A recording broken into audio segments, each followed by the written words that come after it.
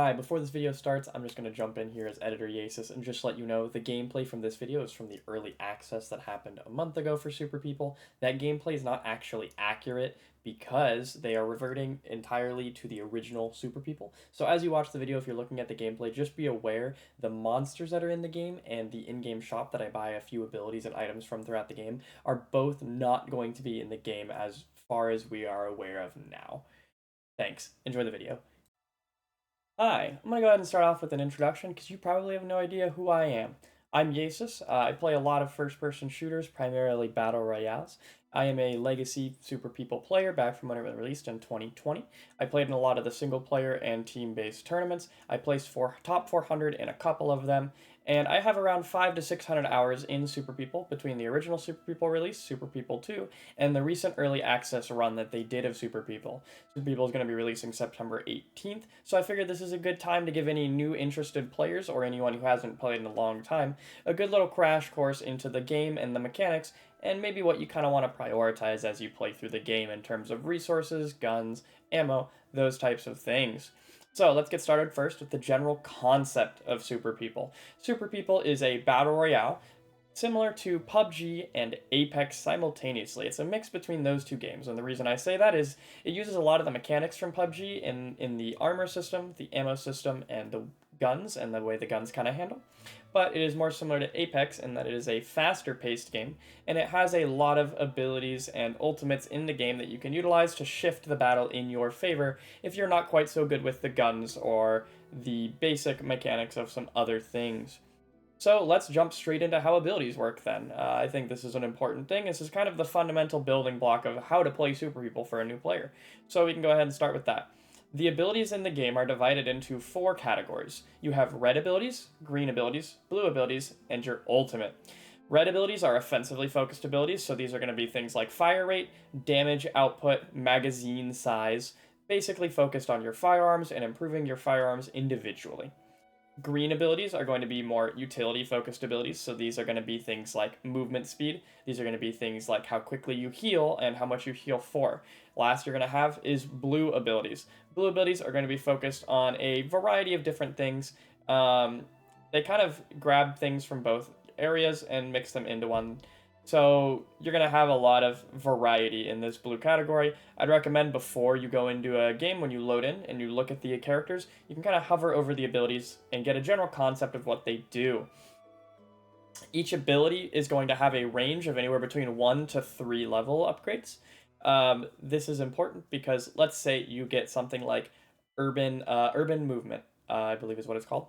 It's a blue ability, and it's going to give you movement speed for the first two levels, but then the third level, it's going to give you a separate ability of increased movement speed up only specifically hills. These upgrades are very important to read because it gives you a general idea of how you're going to want to play this game and how you're going to want to cater your play style. That's going to want to change a bit between each game. That's something that I believe makes Super People really good, is that depending on what abilities you roll between each game, it can change your playstyle a lot. What do I mean by how do abilities roll? So this is something that's big. When you load into a Super People lobby, you're going to have all those characters, those classes pop up right in front of you. You can click on each one and you can see that little box of abilities. Each set of 3 abilities has a set number of abilities they can roll within for each class. So each class for red, green, and blue has roughly 5 different basically sub abilities that can roll within each of those categories. It's important before you go into a game, you might have 3 characters that you really like playing based on their ultimates. And it's important before you go into a game, you click on each of those characters and look at what their sub abilities are, because this is going to change the way you play that character. It might make your character a little less tanky, it might make them move a little bit slower, and that can change your playstyle drastically. These are some important factors to consider when you're going into a game. And of course, the last thing is each character has their own ultimate. So we have a character like Teleporter that has the teleportation ability. This allows you to teleport anywhere within a circle, around 250 meters around you in a big circle. You also have the Nuclear that drops a nuke that does most damage in the middle, and then as it expands outward, it does less damage to any player caught on the edges of it. So each character plays very differently. You get a general concept of how each character plays just based off of their ability. Certain characters are more offensively focused, and certain characters are more defensively focused. It kind of just depends on your playstyle, and I would recommend trying out each class at some point to get a general idea of what you like playing and how you want to play. Otherwise, you could be missing out on something that you find really fun. Moving on to the basic gameplay mechanics. So we're going to go ahead and start with inventory management. So Super People is very similar to PUBG in the way the backpack and the weight system works. The higher level backpack you have, the more weight capacity you have in your inventory. You don't have limited inventory slots, you just have a limited weight. You'll see this in your menu when you open it up. You'll have a little weight indicator that tells you how close you are to maxing out your weight. You cannot over encumber yourself, you just max out your weight, you can't pick up anything else. So each item, if you hover over it, will have a little pop-up. It'll tell you how much it weighs. This is important for management with things like ammo because certain types of ammo weigh significantly more. Another thing with inventory is you actually get more inventory capacity from picking up a bulletproof vest. So one of the first things you want to do when you drop into a map, you want to look for three things priority. You want to look for body armor, gun, and a backpack. Those are pretty much the first three things I always look for. They're kind of what I prioritize. They allow you to pick up ammo because without a backpack or a vest, you're only going to be able to hold 20 to anywhere between 40 to 60 ammo, depending on the type of ammo you're picking up, and that is super hindering when you're getting into an early fight on a hot drop. So first things to look for on a hot drop, I would recommend backpack, bulletproof vest, gun. Pretty simple. Moving on from that, we have the pills. The pills are kind of similar, are involved with the abilities. Something I forgot to mention that I probably should. You do not unlock your ultimate ability until you get to level 10. You start each game of Super People at level 1, sometimes 2 or 3, depending on how many players are in the lobby. When you get to level 10, you'll unlock an ultimate ability. Well, how do you get to level 10, Yasis? This is pretty easy, actually. When you kill players, when you survive the circle, you get levels. Depends on how much higher level the player is that you killed is. Depends on how far the zone is. You get more levels the further you get into the zone. 3 levels per zone closing is the general rule. So if a game starts and there's not enough players in the lobby and the zone immediately closes, you'll get an extra 3 levels to start, putting you at level 4. So 3 levels per zone closing. Kind of important mechanic. This is all related to pills, though. So pills. What are pills? There's 5 types of pills. Red pills, blue pills, green pills, white pills, and gold pills. So, red pills, green pills, and blue pills, pretty easy. They're going to give you 1 level in that color category for your sub-abilities. So if you get a red pill, you get a level in the red, green pill, level in the green, blue pill, level in the blue. White pills are going to give you 2 levels in a random category. So it might give you 2 levels to your red ability, it might give you 2 levels to your green ability, but it'll give you 2 levels. The golden pills give you 3 random skill points distributed throughout your tree. Very strong, always grab them. The pills are going to kind of make like a buzzing sound when you're around them, you're like, and that's usually a pill that you'll hear making that noise, unless they change it on release, but that's something to look out for. Pills are very important. They're one of the big things you want to look out for. Another tip to remember is you may not have any more levels. You might have maxed out your red, but you can always pick up a red pill and hand it off to your teammate. It helps a lot. Can absolutely change the way your end game goes if your team is maxed out level versus someone else who isn't. You will have a lot more firepower and a lot more defense than someone else. I'm going to go ahead and explain the armor system now. The way armor works in this game is you have a helmet, body armor, and boots. Something they might add in the release is gloves. They were not in the original game, but they were in this recent early access that we got to play as a community. So, not entirely sure if gloves will be in there. I will explain them. Just be aware they might not be in the game. We have helmets. Helmets are damage reduction to your head. They go up in damage reduction as you increase their level. That also increases their durability. I'll explain that in a moment. Body armor, same thing pretty much. Damage to the body reduced. It's damage to this torso area reduced. And then also, as you go up in levels, it reduces that damage more, as well as providing you some inventory capacity. Boots help you with movement speed, and they reduce damage you take to your leg area, goes up with level. Gloves help with handling and reloading of weapons. The higher tier you get with them, the better they improve your handling of a weapon. And then they also reduce damage to your arms as they go up in level. So those are all pretty important to know. Hey everybody, Editor Yasis jumping in here. There was something that was just confirmed to be adding back into the game, and that's going to be the energy bars. So I'm going to go ahead and give an explanation for those really quick. Energy bars are a consumable item in Super People for roughly about, I believe it's 180 seconds. They'll give you any kind of buff, so you'll have energy bars for damage, defense, and speed. Each of them will give you a different buff. I believe there's more than that, but those are like the basic ones that give a general idea of what they do. These are really important. You'll want to eat them before going into a fight or something, because if you eat a damage bar for 180 seconds, it's going to give you a damage buff. If you eat a speed bar for 180 seconds, it's going to give you a speed buff. NVIDIA defense bar for 180 seconds, going to be a defense buff. These are stackable up to, I believe, about 3 minutes. So you can eat 2 of them and stack the effect really quick if it works the same way as the original. Just thought I'd hop in here, throw that in really quick. Apologies.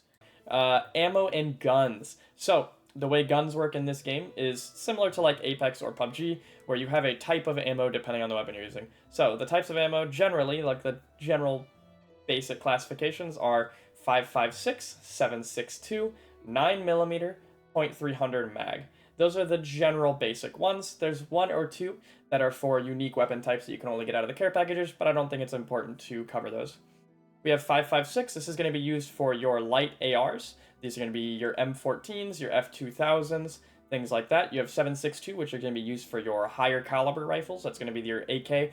Generally speaking, weapons that use 7.62 are going to have higher damage output, but also a lot higher recoil. 5.56 weapons are generally going to have a slightly faster fire rate, a little bit less recoil, but they're going to deal less damage and have a little bit less range than a weapon that's 7.62. Fires a little bit slower, does a little bit more damage, and has a bit more range. Moving on to the 9mm, this is what's generally going to go into your submachine guns and your pistols. And then you're also going to have .300 mag. .300 mag goes into sniper rifles. 7.62 will also go into DMRs, snipers. Depends on the sniper though. Most snipers use .300 mag in this game. Now that we've gone over those basic gameplay mechanics, almost forgot one. The ring. The way the ring works in Super People, the ring will start in a lobby about half of the map. If you have a reduced size lobby because not enough people loaded in, or maybe you're playing in a low population region, the ring will start actually smaller to compensate for the lobby size. This will actually increase your levels from the start, so when you first drop, you'll get an extra 3 levels or an extra 6 levels, depending on how small the circle is, based off of how it usually starts. The circle's pretty fast in this game. Each game runs 25 to 30 minutes if you make it to the end circle. It's not too bad. It's a pretty good playtime. When you get to the end game, something that's important to remember is when the circle shrinks to its smallest size, it can, like in Fortnite, actually move. So you'll see on your map, sorry, wrong direction. You'll see on your map your circle right here, and then you'll see dotted lines drawing out from that circle to another circle. That means that when the timer drops down, the circle will start to move. Something that goes along with this mechanic is you have a mini-map in the bottom left of your screen that you can look at. If you press N, it'll enlarge it more. Press N, it'll shrink it again. On top of that, you'll have a little line, kind of like in PUBG. You'll have a little line. This will show you how far your character, or how close your character is to the next ring. So if you're all the way on the right side of this, that means you're all the way in the ring. If you're all the way on the left side, that means you are the farthest possible, pretty much, that you could be from the next ring. Zone damage scales pretty quickly in this game. It's going to start at 1 per tick, then 2 per tick, then 3 per tick, then 5 per tick, then 10 per tick, or 15, then 20, 25, I believe. It ticks up pretty quickly, so rotating is one of those things that after the first 2 rings, you really want to prioritize it. Moving on to the next, what I would say is the biggest mechanic that kind of sets Super People apart and is probably arguably my favorite mechanic in Super People, which is the crafting. What is crafting? So, crafting is how you're going to get a lot of your end game equipment in Super People. It actually plays what I would say is the biggest role in whether or not, of ignoring positioning, I would say it's the biggest role into whether someone does well in Super People a lot of the time is whether they embrace the crafting mechanic. It also gives you something to do between fights and during rotations, which I really appreciate. The way crafting works is, let's say you have a white body armor, and you can get resources within a certain distance of you, will get highlighted. You'll get a little box of them. If you go pick up that resource, it'll pop up a little crafting prompt. You can hit Alt-1 on your keyboard, or Alt-2 or Alt-3, depending on how many items you have up for crafting. And then for a few seconds, your character will slam on an anvil. That will upgrade that item. Each item has different benefits from higher rarities. So you have 5 different rarity tiers. We have white, green, blue, purple, and gold. White is going to be the most basic, what you pick up off the ground generally, and then as you go up, it's going to get harder and harder to find those items. These tiers are important because they increase the effectiveness of each given item. So in the case of a backpack, the higher level your backpack gets, the more inventory capacity you're going to have. This goes all the way from white to golden. Golden backpacks have over double the capacity of a white backpack in this example. The most important things I would say to upgrade, because you can look actually at because some items share upgrade resources. Example, this is gold bars. Gold bars are shared between several items to get them to legendary. They're a rarer item, and they're harder to get.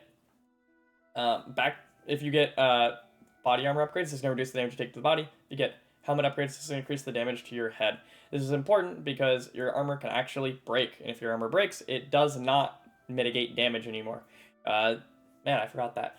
Yeah, if your armor breaks, it won't mitigate damage anymore. This is important because that can change in a fight entirely, and a higher rarity armor you get, the more durability as well as more damage reduction it has. This can entirely change a fight in the case of maybe a 1v3 or a 1v2 or something. The next thing is going to be weapons. Weapons are also important for crafting because the higher tier your weapon is, the more damage your weapon does. So an F2000 at white rarity might do 13 damage, while a F2000 at golden rarity might do 23 damage. It's a pretty big difference, and it can absolutely change a fight in its entirety. Something that I see a lot of new players make the mistake of doing is not looking for crafting resources as they are rotating or playing the game. This is one of the most fundamental, important mechanics in the game, and you should absolutely, if it's not detrimental to your current positioning or gameplay, go out of your way to get resources to upgrade things. It will change your game, and it will win you games. The last mechanic that's important I'm going to go into here is healing. There are 3 healing items in Super People. You have bandages, medkits, and emergency kits. Bandages are going to heal you for 15 HP, and they're going to do it at about 5 HP per tick. Medkits, I believe it's 60 or 80 HP they heal you for out of, 100 or 150, 200, depending on your class. And they are going to heal you at about 10 to 15 per tick, a lot faster than bandages. And then emergency kits are going to heal you in their entirety. Each one has a different amount of time to use them. Bandages take about a second and a half, 2 seconds maybe. Medkits take about 6 seconds, and emergency kits take about 8 seconds. Emergency kits obviously are the heaviest item, but they do heal you to 100% HP. I'd recommend carrying 2 to 3 of these on you. Bandages I usually carry about 10 of, or not bandages, sorry. Medkits I usually carry on 10 of, and bandages I usually carry about 20 to 25 with me in my games when I have maxed out inventory. One important mechanic is that your health bar will have a sort of gray area leading up to a dropped off blacked area. And that extra spot there means that if you use bandages instead of a medkit or an emergency kit, that area is going to heal up slower. So instead of doing the jumping with it, when it hits that bar, it's going to slowly, passively heal you over that health amount. This is important. It can change a lot in how you decide to heal, maybe in the middle of a fight. But this is the general concepts and basic mechanics of Super People that any new players should know. I'll be definitely making more videos on advanced decision making and gameplay and how to improve as a player in the future. So if you're interested, go ahead, hit that subscribe and like button. I really appreciate you watching through the video, and I hope you guys have a fan-freaking-tastic night. I'll see you out there on the battlefield, Super People.